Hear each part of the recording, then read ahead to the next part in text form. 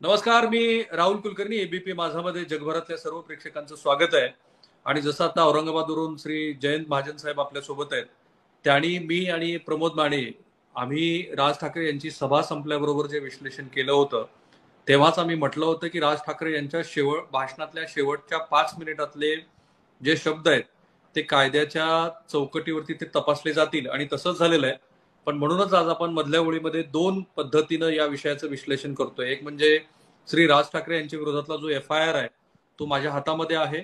त्याच्यातले जे कलम नोंदवले गेलेले आहेत ते कलम काय सांगतायत, आणि नवनीत राणा, रवी राणा यांच्याप्रमाणे श्री राज ठाकरे यांच्यावरती राज्य सरकारला कारवाई करणं शक्य होतं का, अशा दोन पातळीवरती आपण विश्लेषण करतोय. महाजन साहेब, एक आधी मी पूर्णपणे FIR तुम्हाला वाचून दाखवतो, कारण हो. महाराष्ट्रातल्या प्रेक्षकांना या FIR मध्ये काय नोंदवलेलं आहे आणि त्यातली जी कलमं लावलेली आहेत त्या कलमांचा पण अर्थ समजून घ्यावा लागेल. सो या FIR मध्ये reason for delay in reporting by the complainant informant, आणि हे फार इंटरेस्टिंग आहे कारण इम्तियाज जलीलसह काही मंडळींनी आज हा मुद्दा उपस्थित केला होता की श्री राज ठाकरे यांच्यावरती अद्याप का गुन्हा दाखल झालेला नाही, आणि तो जर गुन्हा दाखल होत नसेल तर मग आम्ही राज ठाकरे यांच्या एवढीच मोठी सभा इथे करू. आणि ती चर्चा सुरू झाली होती की राज ठाकरे यांच्यावरती जर त्यांनी काही अटी शर्तीचा भंग केला असेल तर तो गुन्हा का दाखल होत नाही. तर त्या विलंबाचं त्यांनी कारण असं दिलंय की CCTV फुटेज व व्हिडिओ रेकॉर्डिंग तपासण्याकरिता विलंब झाला. आणि मग फिर्याद आणि त्याचे जे सगळे तपशील आहेत ते असे आहेत की मी गजानन फकीरराव इंगळे, वयवर्ष 35 वर्ष, पोलीस उपनिरीक्षक, नेमणूक पोलीस ठाणे सिटी चौक, म्हणजे सिटी चौक पोलीस ठाणे इथे हा गुन्हा त्यांच्या विरोधामध्ये पोलिसांनी दिलेल्या फिर्यादीवरून दाखल झालेला आहे. त्याचे बरेचसे तपशील आहेत, पण त्या तपशिलामधला महत्वाचा जो भाग आहे तो आपण आधी समजून घेऊ.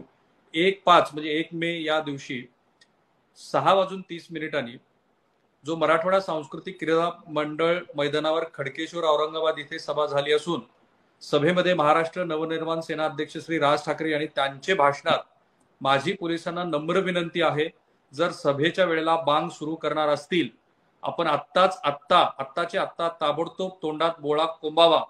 यांना जर सहज सरळ मार्गाने समजत नसेल तर मग त्यांच्यानंतर महाराष्ट्रात काय होईल हे मला माहीत नाही. येथे जे कोणी पोलीस अधिकारी असतील तर त्यांना मी सांगतो की आत्ताचे आता पहिले जाऊन बंद करा. आणि माझं एक म्हणणं आहे की या बाबतीत त्यांना जर समजा सरळ भाषेत समजत नसेल तर ना तर एकदा काय ते तिच्या आईला होऊनच जाऊ दे, अजिबात शांत बसता कामा नये. संभाजीनगरच्या पोलिसांना माझी नम्र विनंती परत करतोय, मी आपल्याला परत सांगतोय, ते जर या पद्धतीनं वागणार असतील, त्यांना जर सरळ सांगून जर समजत नसेल तर महाराष्ट्राच्या मनगटामध्ये काय ताकद आहे ती यांना एकदा दाखवावीच लागेल.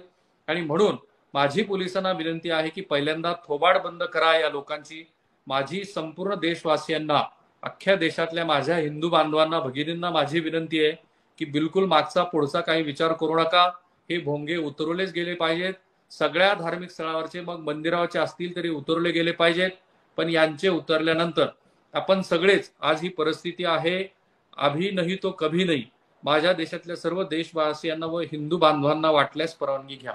आणि बरेचसे सगळे तपशील आहेत, पण मी हे का वाचून दाखवलं तर याच्यावरती आधारित हा गुन्हा दाखल झालेला असल्यामुळं आणि हाच मुद्दा न्यायालयीन प्रक्रियेमध्ये येणार असल्यामुळं हे अधिक तपशिलांनी सांगणं गरजेचं आहे. आता याच्यामध्ये भादवी 116, 117, 153 सह कलम 135 महाराष्ट्र पोलीस कायदा 1951 प्रमाणे कायदेशीर फिर्याद घेतली आणि त्याप्रमाणे हा गुन्हा दाखल झालेला आहे. महाजन साहेब, हे जे गुन्हे दाखल झालेले आहेत ह्याचं मी तपशीलवार एक विश्लेषण कायद्याच्या अंगाने केलं, आणि मला असं लक्षात आलं की मुळात हे सगळे गुन्हे हे बेलेबल ऑफेन्सेस आहेत. म्हणजे पोलीस स्टेशनमध्ये गेल्यानंतर तो जो तिथला पोलीस अधिकारी असेल तो तिथे त्यांना बेल देऊ शकतो. 116 हे जे लावलेलं आहे त्यांच्याविरुद्ध IPC, त्याच्यामध्ये गुन्हा करण्याला प्रवृत्त करणं, 117 गुन्ह्याला मदत करणे, आणि 153 दंगली करण्यासाठी चिथावणी देणं, ही सगळीच कलमं जामीन पात्र आहेत. 7 वर्षापेक्षा कमी शिक्षेचे. पोलीस स्टेशनमध्ये त्यांना जामीन दिला जाऊ शकतो. आणि मला आता असं माहिती मिळाली की 41A मध्ये, म्हणजे हा तुम्ही गुन्हा केला की नाही याची तपशीलवार खुलासे विचारले जातात. श्री राज ठाकरे यांना पोलीस स्टेशनमध्ये तिथे जामीन मिळू शकतो, तसंच ते न्यायालयामध्ये सुद्धा जाऊ शकतात आणि तिथेही त्यांना जामीन मिळू शकतो. 135 हे जे IPCचं कलम त्यांना लावलेलं आहे ते तुम्ही अटी पाळलेल्या नाहीत म्हणून लावलेलं आहे. सो महाजन साहेब, इट वॉज अन इन्व्हायटेशन, म्हणजे इन्व्हायटेबलच होतं की अशा पद्धतीचा गुन्हा राज ठाकरे यांच्या विरोधामध्ये दाखल होईल. इंटरेस्टिंगली याच्यामध्ये श्री राज ठाकरे यांचं भाषण सुरू असताना नेमकी अजान झाली की नाही त्याचा कुठेच उल्लेख नाहीये. तुम्ही कसं बघता याच्याकडे? नाही, जिथं राज ठाकरे यांची सभा सुरू असताना लाऊडस्पीकरवर आवाज आला, काही माध्यमांनी असा दावा केलेला आहे की अंत्यसंस्कार सुरू होते आणि त्यासाठी लोकांना बोलावलं जात होतं. परंतु राज ठाकरे यांना ते नेमकं काय ते कळू शकलं नाही किंवा इतरांनाही कळणं शक्य नव्हतं. त्यांच्या दृष्टीने ती एक डिस्टर्ब करणारी गोष्ट होती की ज्याच्या विरोधात आपण भोंग्यांच्या विरोधात बोलतोय ते आपल्या सभेच्या वेळेस सुरू राहतं. त्यामुळे ते थोडे अपसेट झालेले दिसले. आपली परवा सुद्धा चर्चा झाली होती की ते विचलित एवढे झालेले दिसले की त्यांनी नंतर भाषण एकदम आवर्त घेतलं, ॲब्रप्टली संपवलं, असं मत झालं माझं. पण राज ठाकरे यांच्या सभांची परिणिती, त्यांनी जी लाईन घेतलेली आहे, त्यांनी जी भूमिका घेतलेली आहे, त्यांनी जी आक्रमक भाषा सगळीकडे ठेवण्याचं धोरण स्वीकारलेलं आहे, त्याचा परिणाम असा होणारच होता की त्यांच्या विरुद्ध गुन्हे दाखल होणार होते. आणि त्यांची स्वतःची इच्छा अशी दिसते की यातून पोलिसांनी अटकेची कारवाई करावी. कारण राज ठाकरे यांच्या विरोधात जर पोलिसांनी त्यांना अटक करण्याची कारवाई केली तर ते हिरो होऊ शकतात. ज्या मुद्द्यावर त्यांना अटक होती ते सामाजिक म्हणत असले तरी धार्मिक आणि थोडासा लोकांच्या भावनांना हात घालणारा मुद्दा असल्याने ही जर अटक झाली तर त्यांना अडचणीचं ठरू शकेल, सरकारला सुद्धा. त्यामुळे सरकारने जी कलमं लावलेली आहेत ती सध्या तरी बेलेबल, म्हणजे पोलीस ठाण्यामध्येच त्यांना जामीन होऊ शकेल अशी कलमं ही विचारपूर्वक लावलेली असावीत असं मला वाटतं. त्यांना राज ठाकरेंना हिरो होऊ द्यायचं नाही, मात्र राज्यातील कायदा आणि सुव्यवस्थेची परिस्थिती ही सुद्धा आटोक्यात ठेवायची. म्हणून सरकारने आणि पोलिसांनी थंडपणाने गेम प्लॅन तयार केलेला दिसतो. त्यामध्ये राज ठाकरेंना हात लावायचा नाही, मात्र जे जिल्हा स्तरावर, तालुका स्तरावर जे गडबड करू शकतात, गोंधळ करू शकतात, जे ऍक्टिव्ह कार्यकर्ते आहेत मनसेचे, त्यांना नोटिसेस आज दिलेल्या आहेत, पण त्यांची उद्या धरपकड सुद्धा होऊ शकते कुठल्या निमित्ताने. आणि ज्याप्रमाणे राणा पती पत्नीवर नॉन बेलेबल गुन्हे दाखल करण्यात आले, अशा प्रकारची कलमं ही कार्यकर्त्यांना मात्र लागू शकतात की ज्यामुळे सैन्य जे आहे ते प्रत्यक्ष रणांगणावर धावू शकलं नाही पाहिजे. करेक्ट. राणा पती पत्नीच्या संदर्भातलं जे विश्लेषण आहे ते आपण आणखी करूया. पण तुम्ही जो मुद्दा मांडला आता की राज ठाकरे यांची सुद्धा बहुधा इच्छा असावी, कारण हा मुद्दा तुम्हीच नाही तर श्री छगन भुजबळ यांनी सुद्धा माध्यमांशी बोलताना हेच सांगितलं की जेव्हा एखादा राजकीय नेता अशी काहीतरी भूमिका घेतो तेव्हा त्याला त्याच्या परिणामाची कल्पना असतेच असते. आणि राज ठाकरे यांना सुद्धा याची माहिती आहे की आपल्याला अशा पद्धतीने जर आपण एखादी भूमिका घेतली तर आपल्यावरती अशा पद्धतीचे गुन्हे दाखल होऊ शकतात. पण आपण जो मुद्दा आता टॅग केलेला आहे की राणा पती पत्नी यांच्याप्रमाणे का राज ठाकरे यांच्या विरोधामध्ये सिडेशन म्हणजे राजद्रोहाचा खटला दाखल नाही केला, तर आत्ता ही जी कलमं त्यांच्या विरोधामध्ये लावण्यात आलेली आहेत याच्यामध्ये 153A हे जर लावलं असतं तर मग मात्र राज ठाकरे यांच्या अडचणी वाढल्या असत्या, त्यांना जामीन घ्यावा लागला असता आणि तो जामीन पात्र नव्हता गुन्हा. याच्यामध्ये आत्ता जी कलमं त्यांनी लावलेली आहे त्याच्यात दोन भाग होतात. एक म्हणजे इन्स्टिगेटिव्ह भाषण करणं, प्रक्षोभक भाषण करणं, पण त्याच्यानंतर तसे पडसाद न उमटणं. म्हणजे राज ठाकरे यांच्या भाषणानंतर गेल्या 2 दिवसामध्ये औरंगाबादमध्ये आणि महाराष्ट्रामध्ये सुद्धा काही झालेलं नाहीये. सो कायद्याच्या पातळीवरती तरी आपण म्हणू शकतो की पोलिसांनी योग्य तीच भूमिका घेतलेली आहे. माझ्या माहितीप्रमाणे किमान 5 तास औरंगाबादच्या पोलिसांनी हे सगळं भाषण ऐकलं. तुमचं मत? पोलिसांनी कायदेशीरदृष्ट्या त्यांचं भाषण हे अभ्यासलेलं आहे. अभ्यासलं असलं त्यांना वाटलं असतं तर ते 153 हा तुम्ही जो सांगितलेला कलम आहे ते लावू शकले असते. परंतु मला स्वतःला असं वाटतं की लॉ अँड ऑर्डरचा अँगल त्यांनी समोर ठेवला असेल की राज ठाकरेंना जर अटक झाली तर त्याचे हिंसक पडसाद हे राज्यामध्ये उमटू शकतात. तसं करणं हे लॉ अँड ऑर्डरच्या दृष्टीने सोयीचं नाही. त्यामुळे ती कलमं त्यांनी सध्या तरी त्यांना लावलेली नसावीत. परंतु ही काही राज ठाकरे यांची अखेरची सभा नाही. त्यांनी जाहीर केलं की राज्यभर मी सभा घेणार आहे. त्यामुळे पोलिसांचा आणि कायदे तज्ञांचा ज्ञानाचा कस हा भविष्यामध्ये सुद्धा लागणार आहे एवढं मला करेक्ट, वाटतं. करेक्ट. आणि आज सुद्धा दोन पद्धतीनं चर्चा होत आहेत महाराष्ट्रामध्ये. एक तर रमजान ईद असल्यामुळं पोलिसांनी वेळ घेतला. आज गृहमंत्री माध्यमांशी बोलताना आणि राज्याचे महासंचालक सुद्धा माध्यमांशी बोलताना असं जाणीवपूर्वक म्हणाले की सकाळच्या सत्रामध्ये रमजान ईदची जी नमाज अदा केली गेली ती अतिशय सुरळीत शांततेत पार पडलेली आहे आणि कुठेही लॉ अँड ऑर्डरची सिच्युएशन तयार झालेली नाही.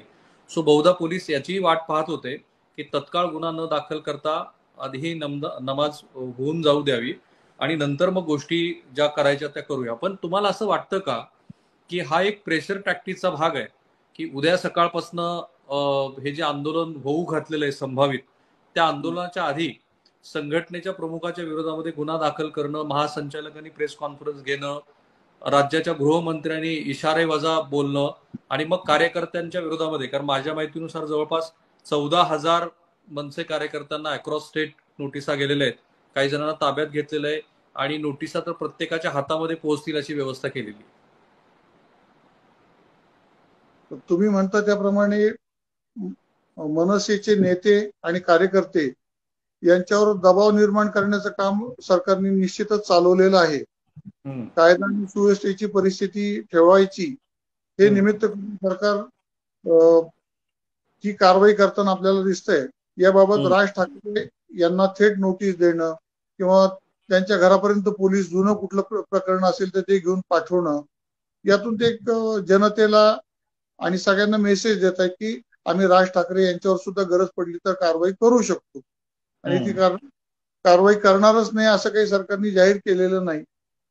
त्यांच्यावर राज ठाकरेंच्यावर दबाव निर्माण करायचा. आता अशी सुद्धा बातमी आली की कुठली सांगलीच्या किंवा कुठल्या अन्य प्रकरणातली एक केस त्यांच्यावर जुनी आहे, त्याचं सुद्धा समन्स आता नॉन बेलेबल समन्स हे जारी झालेलं आहे. म्हणजे कायद्याचा सुसेमिरा हा त्यांच्या मार्गामध्ये त्यांच्या मागे लावणं, त्यांच्या मार्गामध्ये अडथळे उभे करणं हे एका बाजूला, आणि दुसरं जे कार्यकर्ते आहेत जे प्रत्यक्ष जाऊन भोंगे लावणार किंवा अशा प्रकारचं काम करणार, त्यांना मात्र जिथं काही ठिकाणी त्यांनी अटक करणं किंवा ताब्यात घेणं असं सुद्धा केलेलं आहे. चांदिवलीच्या मनसेच्या अध्यक्षांना भोंग्यासह पोलिसांनी अटक केली. म्हणजे पोलीस लक्ष ठेवून आहेत मनसेचे जे पदाधिकारी आणि कार्यकर्ते त्यांच्यावर, जे उद्या परवा अशा पद्धतीने मशिदीच्या समोर काहीतरी लाऊडस्पीकर लावायचा प्रयत्न करतील. कारण परवानगी मागायला गेल्यावर परवानगी मिळेलच असं काही नाही. मात्र जे असा प्रयत्न बिना परवानगीचा करतील त्यांना सुद्धा उचलून घेण्याची तयारी पोलिसांनी पूर्ण केलेली दिसते. त्यांनी ज्या नोटिसा पाठवल्या त्यावरून पोलिसांच्याकडे यादी आहे. पोलिसांनी कोणावर पुढे कारवाई करायची हे आयडेंटिफाय करून ठेवलेलं आहे आणि फक्त गडबड जर झाली त्या भागात तर त्या व्यक्तींना उचलायचं यासाठी त्यांच्यावर ते लक्ष ठेवून सुद्धा असावेत. या पद्धतीची सरकारची व्यूहरचना दिसते. पण तरीही तुम्हाला असं वाटतं का, कारण 1988 सालची सभा तुम्ही बघितलेलीच आहे, त्यानंतरचा शिवसेनेचा झंझावात पण तुम्ही पाहिलाय, राज ठाकरे यांच्या विरोधामध्ये कारवाई होवो किंवा न होवो, राज ठाकरे यांनी उद्याचं आंदोलन त्याचं स्वरूप काय असेल ते असेल, कारण त्यांनी थोड्या वेळापूर्वी त्यांच्या निवासस्थानी शिवतीर्थवरती जी काही बैठक झाली त्याच्यातनं माहिती अशी आलेली की त्यांनी आपल्या कार्यकर्त्यांना सांगितलेलं आहे की आपलं जे काही नियोजित ठरलेलं आंदोलन आहे ते तुम्ही करा, कायद्याच्या चौकटीत बसेल असं करा. पण ह्या सगळ्या बोलण्याला काही अर्थ नसतो, कारण लॉ अँड ऑर्डरचे सिच्युएशन क्रिएट होऊ शकतात अशा ऑलरेडी पोलिसांनी नोटिसा दिलेल्या आहेत. जर राज ठाकरे यांच्या कार्यकर्त्यांच्या विरोधामध्ये उद्यापासून कारवाई व्हायला सुरुवात झाली तर बट ऑब्व्हियसली त्याचा राजकीय बेनिफिट हा राज ठाकरे यांना होऊ शकतो, कारण ते काही राणा पती पत्नी सारखे त्यांचं काही पॉलिटिकल स्टेचर ते नाहीये. मला स्वतःला असं वाटतं की राज ठाकरे यांच्या स्वतःवर जर अटकेची कारवाई झाली तर त्यांना त्यांचा पॉलिटिकल बेनिफिट होऊ शकतो किंवा त्यांची इमेज बूस्ट होऊ शकते. मात्र कार्यकर्त्यांना अटक जर झाली जिल्हा स्तरावर, तालुका स्तरावर, तर त्याचा गाजावाजा, त्याचा इम्पॅक्ट हा मर्यादित स्वरूपाचा असेल. मात्र यातून खरोखरच कुठे लॉ अँड ऑर्डरचा प्रश्न आला, दोन समाज एकमेकांच्या समोर उभे राहिले, त्यांच्यात जर संघर्ष निर्माण झाला तर त्यातून वातावरण हे बिघडू शकतं. ते बिघडलेलं वातावरण हे दुर्दैवाने म्हणा सुदैवाने म्हणा, परंतु राज ठाकरेंच्या बाजूनी पोलरायझेशन वाढवणार ठरू शकतं. पण म्हणूनच मग 153A ची कारवाई केलेली नाहीये का गृह विभागाने, की हे महाराष्ट्र समोरचं एक प्रोजेक्शन आहे की आम्ही राज ठाकरेंना आधी तर गृहमंत्र्यांनी सातत्यानं बैठका घेऊन माध्यमासमोर, कारण एरवी मला माहिती आहे की गृहमंत्री हे माध्यमांना सहसा उपलब्ध नसतात, खास करून दिलीप वळसे पाटलांच्या बद्दल तर आपण हे निश्चितच म्हणू शकतो. पण ते नागपूरला गेले काय आणि मंचरला पुण्यात असले काय, पण मी गेली 15 दिवस असं पाहतोय की ते सातत्यानं माध्यमाला मुलाखती देत आहेत आणि अगदी साधे सोपे सरळ वाटावेत अशा प्रत्येक प्रश्नाचं ते विश्लेषण करतायत. सो हे एक प्रोजेक्शन आहे का की राज ठाकरेंना आम्ही प्रत्येक पातळीवरती समजावण्याचा प्रयत्न केला की तुम्ही लॉ अँड ऑर्डर सिच्युएशन बिघडवू नका. आजही त्यांच्या विरोधामध्ये नॉन बेलेबल असं कुठलंही कलम लावलेलं नाहीये. तुम्ही म्हणता ते काही प्रमाणात बरोबर आहे. गृहमंत्री दिलीप वळसे पाटील हे कसलेले आणि अनुभवी राजकारणी आहेत, सभापती ते राहिलेले आहेत आणि ते फार कमी बोलतात. महत्वाची माहिती कधी त्यांच्याकडून बाहेर पडत नाही. त्यांची उत्तरं ही नेहमी डिप्लोमॅटिक असतात आणि शरद पवारांचं जे इनर सर्कल मानलं जातं त्यामध्ये जे थोडे नेते, त्यामध्ये जयंत पाटलांच्या बरोबर वळसे पाटलांचं सुद्धा नाव आहे. तुम्ही म्हणतात तसं ते प्रेसच्या समोर येऊन राज ठाकरेंच्या विरोधामध्ये सरकार हे सक्रिय आहे, सरकार त्यांना समजवण्याचा प्रयत्न करतंय, हे एका बाजूने दाखवायचं. दुसऱ्या बाजूनी एक अशी गडबड होऊ नये किंवा लॉ अँड ऑर्डरचा प्रश्न येऊ नये असं ज्यांच्या मनात येते जनतेला आश्वस्त करणं की सरकार हे प्रयत्न करतंय, सरकार परिस्थितीवर लक्ष ठेवून आहे, योग्य असेल तिथं कारवाई करू शकतं. अशा पद्धतीने दोन्ही हेतूंनी ते पुढे चाललेले आहेत आणि तशी स्टेटमेंट देत आहेत. दबाव निर्माण करतायत ते राज ठाकरे यांच्या विरुद्ध आणि वाट पाहतायत की धार्मिक मुद्दा सोडून दुसरी कुठली चूक त्यांच्या हातून होते का की जिथं त्यांना अडचणीत आणता येईल, पकडता येईल. कारण या मुद्द्यावर त्यांना अटक केली तर त्याचा पॉलिटिकल ऍडव्हान्टेज, राजकीय फायदा हा राज ठाकरेंना होऊ शकतो हे त्यांच्या सहज लक्षात आलेलं आहे. त्यामुळेच दुहेरी स्ट्रॅटेजी की राज ठाकरे यांच्या मागे कायदेशीर नोटिसांचा ससेमिरा लावणं आणि कार्यकर्त्यांवर मात्र धडक ऍक्शन करणं. जे गडबड करतील त्यांना मोठमोठ्या कलमांमध्ये गुंतवून 8-10 दिवस ते बाहेर नाही पडले पाहिजे, अशा प्रकारची रचनाही असू शकते. करेक्ट. राज ठाकरे यांच्या बाजूनं हे जे आंदोलन त्यांनी उभा करायचं ठरवलेलं आहे ते फार सिस्टमॅटिकली ते करतायत असं दिसतंय. जसं आज गृहमंत्री श्री छगन भुजबळ म्हणाले की त्यांना त्याची पूर्ण कल्पना आहे की आपण जे आंदोलन करत आहोत त्यातनं आपल्याला अटक होऊ शकते. राज ठाकरे यांनी आपल्या भाषणात सुरुवातीच्या पहिल्या भाषणापासून हा धार्मिक मुद्दा नसून हा सामाजिक मुद्दा आहे अशी भूमिका घेतलेली आहे. ते हवाला देत आहे ते 2005 सालच्या सर्वोच्च न्यायालयाच्या निकालाचा, की जो निकाल आपला जो नॉईज पोल्युशन ऍक्ट 2000 आहे त्याच्यावर आधारित आहे. त्यामुळे मी जे काही म्हणतो आहे ते काही बेकायदेशीर नाही असं त्यांना सुचवायचंय. पण दुसरा एक महत्वाचा प्रश्न आहे की त्यांच्या दोनही पहिल्या भाषणामध्ये, म्हणजे पहिल्या आणि दुसऱ्या भाषणामध्ये त्यांनी शरद पवार यांच्यावरती खूप जोरदार टीका केली होती. पण शरद पवार यांनी त्याला तातडीनं प्रत्युत्तर दिलं. इंटरेस्टिंगली मी असं कधी पाहिलं नव्हतं की श्री शरद पवार हे पुढे आले आणि एखादा मुद्दा एखाद्या राजकीय नेत्याने उपस्थित केल्यानंतर त्याला लगोलग त्यांनी उत्तर दिले. म्हणजे पहिली त्यांची सभा झाली, दुसऱ्या दिवशी त्यांनी पुण्यात प्रेस कॉन्फरन्स बोलवली, दुसऱ्या दिवशी दुसरी सभा झाली, त्यांनी त्याला लगेचच प्रत्युत्तर दिलं आणि त्यातून तो जेम्स लिनचा वाद जो जुनाच होता तो पुन्हा आला. पण औरंगाबादच्या सभेमध्ये जरी बऱ्याच मुद्द्याचं रिपिटेशन असलं तरी शरद पवारांच्या बद्दल एक शब्द राज ठाकरे यांनी नवीन ऍड केला की त्यांना हिंदू या शब्दाचीच अलर्जी आहे. सो महाजन साहेब, तुम्ही याच्याकडे कसं बघता की शरद पवारांनी मात्र अद्याप या राज ठाकरेंच्या या भूमिकेवरती, तुम्ही हिंदू विरोधी आहात या मुद्द्यावरती कुठेही काहीही वक्तव्य केलेलं नाही?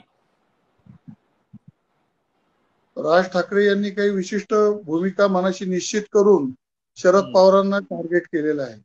करेक्ट. तर शरद पवारांना जे त्यांच्या दृष्टीने महत्वाचे मुद्दे वाटले होते, जसं जेम्स लेनचा मुद्दा असेल किंवा छत्रपती शिवाजी महाराजांचा कुठं आपण उल्लेख करत नाही भाषणात, असे 2 मुद्दे जे त्यांच्या दृष्टीने जरा महत्वाचे होते त्याला त्यांनी उत्तर दिलं. मात्र यांची स्ट्रॅटेजी सातत्याने आपल्यावर हल्ला करण्याची असं लक्षात आल्यानंतर त्यांच्या नेहमीच्या पद्धतीने इग्नोर करणं, त्यांना दुर्लक्ष करणं, त्यांना महत्व कमी देणं. त्यांनी जर दुर्लक्षित केलं, त्यांना उत्तर नाही दिलं तर त्यांचं महत्व कमी होईल राज ठाकरेंचं. या भावनेतून स्वतः तिसऱ्या सभेनंतर शरद पवार काही बोललेले नाही. असं असलं तरी अजित पवार यांनी आक्रमकपणाने राज ठाकरे यांच्यावर टीका केलेली आहे. बाकीचे नेते सुद्धा राज ठाकरे यांच्याविषयी बोलतायत. त्यामुळे ते बरोबरीच्या आपल्या बरोबरीचे ते नेते आहेत असं महत्व किंवा इम्प्रेशन शरद पवार राज ठाकरे यांना देऊ इच्छित नाहीत. त्यामुळे ते आता त्यांना उत्तर देता त्यांचे कार्यकर्ते आणि अन्य नेते ते त्यांना गरज पडेल तिथं उत्तर देणार असं भविष्यातली वाटचाल दिसते. Quite likely. तुमच्या या मुद्द्यालाच मी पुढे घेऊन जातो की मी 2 दिवसापासून ज्या प्रतिक्रिया येताना पाहतोय त्याच्यामध्ये एक मुद्दा मात्र फार अधोरेखित करण्याचा राष्ट्रवादी काँग्रेसकडनं प्रयत्न सुरू आहे. श्री दिलीप वळसे पाटील असं म्हणाले की राज ठाकरे यांनी बालवाडी तरी चालवून दाखवलेली आहे का, कुठं काही त्यांनी असं काम केलंय का. अजित पवारांनी सुद्धा हा मुद्दा एलोब्रेट केला की भर दुपारच्या वेळेला तुम्ही एखादी सभा घेता का, शांत हवेची झुळूक आल्यानंतर संध्याकाळच्या वेळेला तो सभा घेणं. थोडक्यात असा प्रयत्न केला जातोय की राज ठाकरे यांच्याकडनं त्यांच्या संपूर्ण राजकीय कारकिर्दीमध्ये कन्स्ट्रक्टिव्ह काही काम झालेलं नाहीये, विकासामध्ये कुठली त्यांनी भूमिका मांडलेली नाहीये. अजित पवार पण असं म्हणाले की राज ठाकरे हे महाराष्ट्रातल्या कुठल्या प्रश्नावरती बोललेत का. आता महाजन साहेब, जो दुसरा मुद्दा आपण टॅग केला आजच्या मधल्या ओळीमध्ये, त्या मुद्द्याकडे आपण येऊ की जो सिडेशनचा गुन्हा राणा पती पत्नींच्या विरोधामध्ये लावला, माझ्या मते तो कायद्याच्या चौकटीत टिकेल का, तो टिकण्याची शक्यता फार कमी आहे. कारण अनेक वेळेला सुप्रीम कोर्टाने असं म्हटलेलं आहे की या ब्रिटिशकालीन कायद्याचा सातत्यानं दुरुपयोग होतोय. पण समजा उद्या राणा पती पत्नींच्या वतीनं उच्च न्यायालयामध्ये जर जामीन याचिकेवरती सुनावणी होत असताना हाच मुद्दा मांडला, जर आपण दोघांच्या वर्तणुकीतला साम्य आणि फरक बघितला तर राणा पती पत्नी हे काही त्यांच्या फ्लॅटच्या बाहेर आलेले नव्हते. त्यांनी आम्ही आंदोलनात माघार घेत आहोत अशी भूमिका घेतलेली होती. तरीही त्यांच्या विरोधामध्ये राज्य सरकारनं सिडिशनचा गुन्हा दाखल केला. राज ठाकरे यांनी तर सरळ सरळ इन्स्टिगेट करणारी भूमिका घेतली आणि ते तुमच्या FIR मध्ये आलेलं आहे. तरी सुद्धा राज ठाकरे यांच्या विरोधामध्ये मात्र राजद्रोहाचा गुन्हा दाखल झालेला नाहीये. याकडे तुम्ही कसं बघता? कायद्याच्या अँगलने बघू आपण आणि राजकीय अँगलने बघू. कायद्याच्या अँगलनी म्हणताना फक्त मी एवढंच म्हणू शकेल की राज ठाकरे हे जे काही बोललेले आहेत, राणा पती पत्नी जे बोलले त्याच्या तुलनेमध्ये राज ठाकरे यांचं वक्तव्य हे जास्त गंभीर, सामाजिक राजकीय अशांतता निर्माण करणारं ते नक्कीच आहे. असं असताना राणांना एक न्याय आणि राज ठाकरेंना दुसरा न्याय असं का, हा प्रश्न कोणालाही पडण्यासारखा आहे. परंतु राणा दाम्पत्य हे हाय प्रोफाईल असलं तरी त्यांच्या मागे एक विशिष्ट सोडलं मतदारसंघ तर मोठा जनाधार नाही. त्यामुळे राणा दाम्पत्याची सॅम्पल केस, टेस्ट केस म्हणतो आपण, अशी केस सरकारने केली की जर तुम्ही वैयक्तिक पातळीवर जाऊन घरावर येऊन जर तुम्ही काही करू इच्छित असाल तर तुमचं नवनीत राणा आणि त्यांच्या पतीसारखी अडचणीची परिस्थिती आम्ही निर्माण करू शकतो. हे इतर विरोधकांना त्यांनी इशारा दिलेला आहे. राज ठाकरेंच्या बाबतीमध्ये त्यांचं आस्ते कदम धोरण हे ठरलेलं दिसतंय की ज्याच्यात राज ठाकरेंना जे हवंय ते त्यांना द्यायचं नाही. म्हणजे झटपट अटक करायची नाही किंवा त्यांना त्यांची प्रतिमा उदात्त करण्याची संधी त्यांना द्यायची नाही. असं असलं तरी राज ठाकरे एक एक पाऊल पुढे चाललेले आहेत. म्हणजे जो ऍडव्हान्टेज त्यांना मिळवायचा आहे, सरकार अटक करत नाही म्हणल्यानंतर सुद्धा एक लोकात चर्चा होती की राज ठाकरेंना का नाही हात घालत. म्हणजे राज ठाकरेंची इमेज, त्यांचं स्टेचर हे मोठं आहे आणि त्यांना सरकार हात घालायला कचरतंय का, अशा पद्धतीने सुद्धा त्यांच्या बाजूने ती चर्चा होऊ शकते. त्यामुळे सरकारच्या दृष्टीने अडचणीचाच विषय आणि यांनी राज ठाकरेंनी तो बरोबर निवडलाय. ते सामाजिक विषय आहे असं म्हणतात, शांततेचा विषय म्हणतात, परंतु त्यांनी धार्मिक विषयाला हात घातलेला आहे आणि त्या बाबतीत त्यांच्यावर जर काही कारवाई झाली तर त्यांचा जनाधार हा वाढू शकतो. त्यामुळे त्यांच्या बाबतीत सरकार हे थोडंसं हळू, गो स्लो, किंवा त्यांच्यावर एकदम कठोर कारवाई करायची नाही, कार्यकर्त्यांना मात्र पकडायचं असं दिसतंय. राणांना मात्र तसं त्यांच्यावर कारवाई केल्यानंतर एक लोकांच्या मनात सहानुभूती निर्माण झाली, परंतु लोक रस्त्यावर उतरून लॉ अँड ऑर्डरचा प्रश्न हा त्यातून काही निर्माण होऊ शकणार नव्हता. त्यामुळे सगळं कायदा कायद्याच्या ठिकाणी असला तरी राज्यकर्ते त्यांच्या सोयीनुसार तो कायदा कसा वापरायचा हे पाहताना दिसत आहे. करेक्ट. आणि माझं याच्या पुढे असं म्हणणं आहे की केंद्रीय पातळीवरती जसा वेगवेगळ्या केंद्रीय संस्थांचा मिसयूज उघडपणे दिसतो आहे, तसा राज्यामध्ये सुद्धा आपल्या इथे असलेल्या यंत्रणांचा मिसयूज नाहीये असं म्हणणं म्हणजे फार मोठं धाडसाचं ठरेल.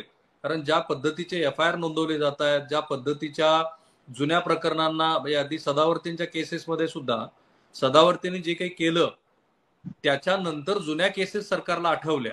राणांच्या बद्दल सुद्धा मुंबई महापालिकेमध्ये आज त्यांना त्यांचं अनधिकृत बांधकाम आहे म्हणून त्यांना नोटीस देण्यात आलेली आहे. सो मिसयूज हा दोन्ही पातळीवरती आहे. पण श्री गिरीश कुबेर यांना जी उद्धव ठाकरे यांनी मुलाखत दिली, त्या मुलाखतीमध्ये उद्धव ठाकरे भले कितीही म्हणाले असतील की आम्ही अशा भोंग्याकडे लक्ष देत नाही आहोत, पण दिसतंय असं की ते तसं म्हणून सुद्धा राज ठाकरे यांचं त्यांनी जे उभा केलेलं जे नवं आव्हान आहे ते, आणि आज सकाळपासून विनायक राऊत पासून ते संजय राऊत तर अर्थातच बोलतच असतात, ते ज्या पद्धतीची भूमिका पुन्हा पुन्हा पुन्हा येऊन राज ठाकरेवरती मांडतायत. सो आता शिवसेनेला पर्याय राहिलेला नाहीये. हे आंदोलन कसं टॅकल करायचं याचा शिवसेनेत सुद्धा मोठा खल सुरू असेल. शिवसेनेसमोरच हे आंदोलनाचं आव्हान मोठं आहे. कारण राष्ट्रवादी काँग्रेसची विचारसरणी आणि त्यांचा मतदार हा वेगळा आहे. शिवसेनेची विचारसरणी आणि त्यांचा मतदार हा हिंदुत्ववादी काही प्रमाणामध्ये आहेच. तर या मतदारांमध्ये ही जी काही स्पेस आहे त्यामध्ये बीजेपीच्या बरोबरीने मनसे सुद्धा आता शिरकाव करू पाहत आहेत. तर त्याचं काही प्रमाणात नुकसान तातडीने दिसेल असं नाही, परंतु मुंबई महापालिकेत आपल्याला पहिल्यांदा दिसू शकतं. नंतर जर स्थानिक स्वराज्य संस्थांच्या निवडणुका सरकारने घेतल्या, सरकार ते काही घ्यायला फार उत्सुक दिसत नाहीये, तर त्यामध्ये सुद्धा आपल्याला त्याचा परिणाम काय हे कळू शकतं. त्यामुळे शिवसेनेला असं म्हणणं जाहीरपणे तर भाग आहे की आम्ही त्यांची दखल घेत नाही, ते काही तितके महत्वाचे नाहीत, परंतु त्यांची दखल घेणं हे शिवसेनेला भाग आहे. त्यामुळेच बाकीचे नेते, संजय राऊत असो की अन्य नेते असो, हे राज ठाकरे यांच्यावर टीका करतायत. राईट. पाजे साहेब, एका मुद्द्याचं विश्लेषण करायला हवं. खरं तर माझ्या मते पडद्याआड जे काही चित्र तयार झालेलं आहे ते बऱ्यापैकी स्पष्ट आहे. म्हणजे आज सुद्धा बघा, प्रवीण दरेकर असं म्हणाले की राज ठाकरे यांना नोटीस आल्यानंतर त्यांच्या विरोधात गुन्हा दाखल झाल्यानंतर ते असं म्हणाले की राज्यामध्ये अघोषित आणीबाणी सुरू आहे आणि जे काही राज्यात होईल त्याला सरकार जबाबदार आहे. पुढे आशिष शेलार असं म्हणाले की मनसेला त्यांची भूमिका मांडण्याचा अधिकार आहे. भोंगे उतरवण्यासाठी आपल्या मुख्यमंत्र्यांनी योगी यांच्याकडे कोचिंग क्लास लावा. माझा थोडा मुद्दा वेगळा.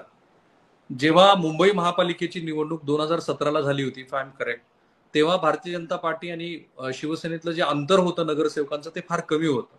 तेव्हाच्या मुख्यमंत्र्यांनी थोडा प्रयत्न केला असता तर ती मुंबई महानगरपालिका ही भाजपकडे आलीही असती, कारण तेव्हा मनसेचे काही 6-7 नगरसेवक निवडून आले होते.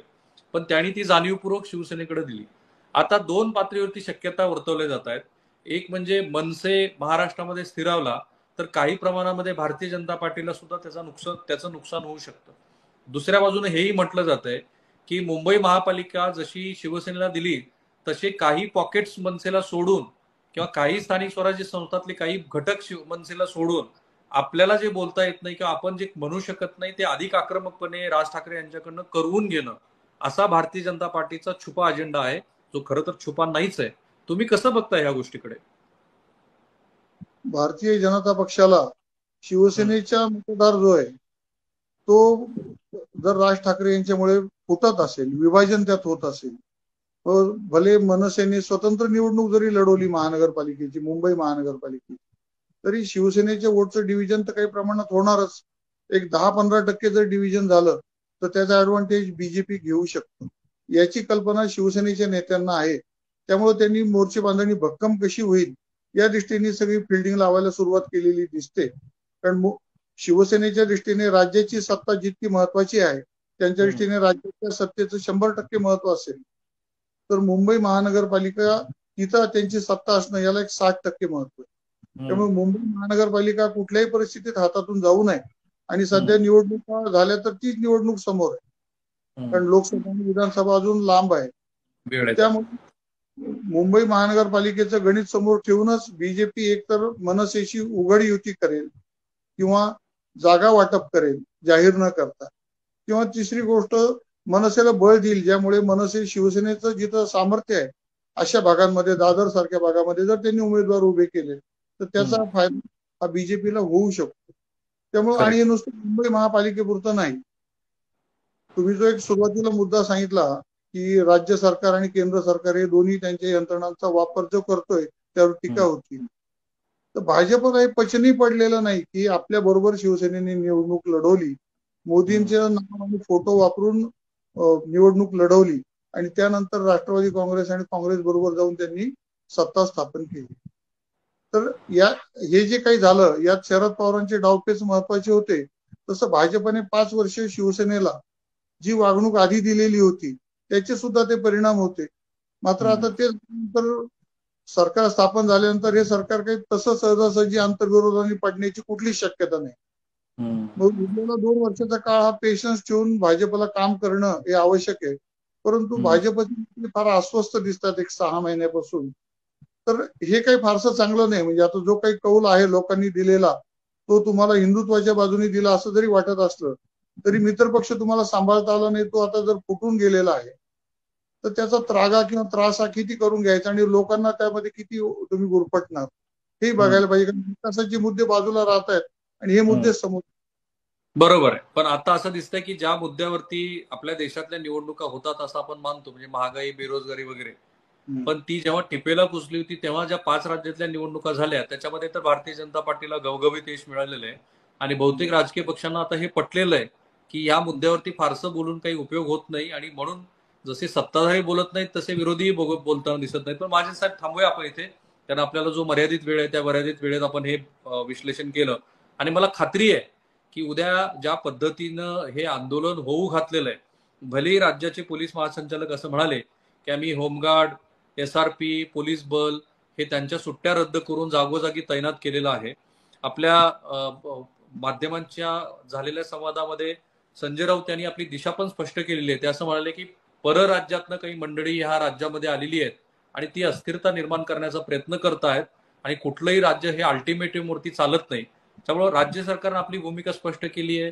मनसेनं जे आधीच घोषित केलेलं आहे त्याचं आंदोलन आता होऊ घातलेलं आहे. त्यामुळे मला खात्री याचीच आहे की उद्या सुद्धा आपल्याला जे काही उद्या दिवसभरामध्ये होईल त्याचं विश्लेषण करावं लागेल आणि तुम्ही म्हणताय तसं जी महाराष्ट्रात पूर्वी राजकीय परंपरा नव्हती ती आता घडताना दिसते. पण थांबूया आपण इथे. हे जे दिवसभरातले राजकीय घडामोडींचं आपण विश्लेषण करण्याचा प्रयत्न करतो तो तुम्हाला कसा वाटतो तो जरूर कळवा. माझं आणि एबीपी माझंचं जे सोशल मीडिया अकाउंट आहे ते फॉलो करायला लागेल. Sir thank you so much. धन्यवाद. एबीपी माझा, उघडा डोळे बघा नीट.